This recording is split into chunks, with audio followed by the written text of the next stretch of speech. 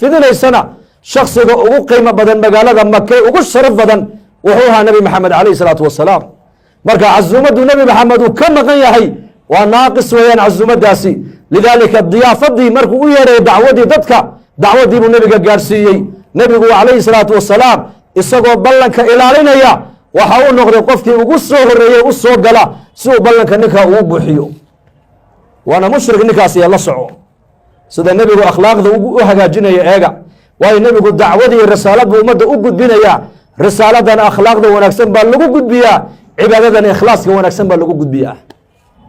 oo cibaadada ilaahay inuu ka aqbalo waxa uu shardiga waa ikhlaas laana cibaadada ilaahay baad uga jeedaa inuu kaaga raali noqdo ama risaalad markaad gudbinayso ee dacwada ummadda aad u gudbinayso shardi waxa waa maaragtaan xusnul khuluq inuu qofku dabeecad wanaagsan yeesho lidaalika nabigu sallallahu alayhi wasallam ugu soo horeeyay mujrimiintii quraysheed markay yimaadeen abu jahl baa arkay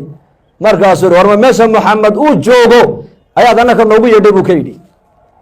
meel baad nagaga dhacday buui meel baad nagaga dhacdee annaku waan kaa dareernay waayo ninkaa dagaal baa naga dhexeeya bay idhaahdeen safaha axlaamana wa caaba aalihatana wamaata aalihadayadii buu naga ceebayuu naga dhaleeceeyey odayadeedii caqliga badnaana man wuxuu ku sheegay dadaan maskax iyo maan aan lahayn buu ku sheegay aabbayaasheedii dhintayna aalanaar buu ku sheegay ma ninkaasi maaragtaane diinta noola yimiday annaka maaragtaane dhulka nagu dhifatay miyaad ugu yeedhay casuumadda ma meeluu maxamed joogaad annakana noogu yeedhay waa kaa dareeraynaa markaasuu yidhaha iga dareerine maxaan yeelaa bal ii sheega waxay yidhahdeen annakoo u jeednoo arkayna maxamed hor joogso wejiga qandhufka ka tufay ku yidhahdeen waxaa nebiga sidaa loogu ihaanaysanaya waa diini ogow waa aniga iyo adiga sida risaaladu inoo soo gaari lahayd ayaa nebigeenna sidaa loogu galaya calayhi salaatu wasalaam sidii buu sameeyey gaalkii xunaa markaas anu kuuma yeedhin adaa iska yimiday fatafala fii wajhi nabiy sal alla alay wasalam markaabuu nebigu isagoo murugoonaya oo qandhuuftii wejigiisa ka bi'inaya ayuu nebigu aqalkii ka soo baxay inta uu gurigiisa gaadhin ayaa qur-aanku ku soo degayaa wa yowma yacaddu daalimu calaa yadayhi yaquulu yaa laytanii ittakhadtu maca arasuuli sabiila yaa weylataa laytanii lam attakhid fulanan khaliila laqad adalanii can اdikri bacda id jaaءanii wakaana الshayطaanu lilinsaani khaduula waqaala الrasuulu yaa rab ina qowmi ittakhaduu hada اlqur'aana mahjuura maalin baa iman doontaa nebiga lagu yhi wadkur xus maalin baa iman doonta daalimkaas iyo daalimiinta la mida farta intay dhexda ka qaninaan bay ku calaacali doonaan maan muxamed calayhi الsalaatu wasalaam dhaqankiisa maan raaca hadigiisa maan raaca shareecadiisa maan raaca way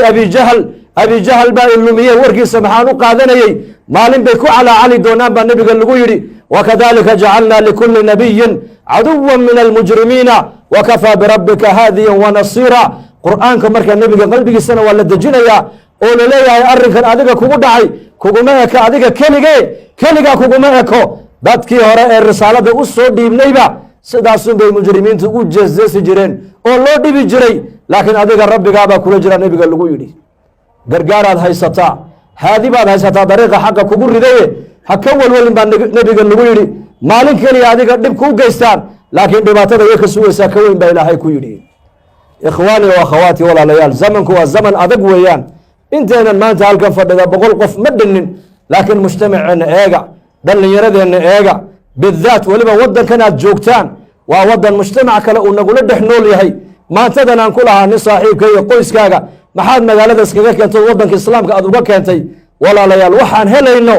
iyo waxaan waayayno waa inaan isku qiyaasnaa waa inaan dhallinyaradeenna mujtamaceenna aan risaalada iyo dacwadda u gudbinaa laana ummaddani waa ummad ilaahay uu doortay raggeedana waa doortay haweenkeedana ilaahay waa doortay marka allahna inagu anfaco naftayda iyo lafihiinaba waxaan ku baraarujinayaa waxay noo ballanaa inaan diinta dadaalkeega u kacno inaan noqono aamiriina bilmacruuf wannaahiina can ilmunkar sida ilaahay qur-aankaba uu ku sheegay waa khasladda ummaddani ummadihii hore ay kaga khayr badan tahay ilaahayna ha inagu anfaco hada wabillaahi towfiiq wasalaamu calaykum waraxmat ullaahi wabarakaatuh bushaaro haddii safar loo geli jiray barashada qur-aanka hadda waxaad ku baranaysaa qur-aanka iyo culumta shareecada adiga oo jooga gurigaaga iyo goobtaada shaqo dugsiga online-ka ah ee barashada qur-aanka kariimka iyo shareecada islaamka duruusta uu sida taxanaha u dhigo waxaa ka mid ah barashada qur-aanka kariimka ah iyo higaada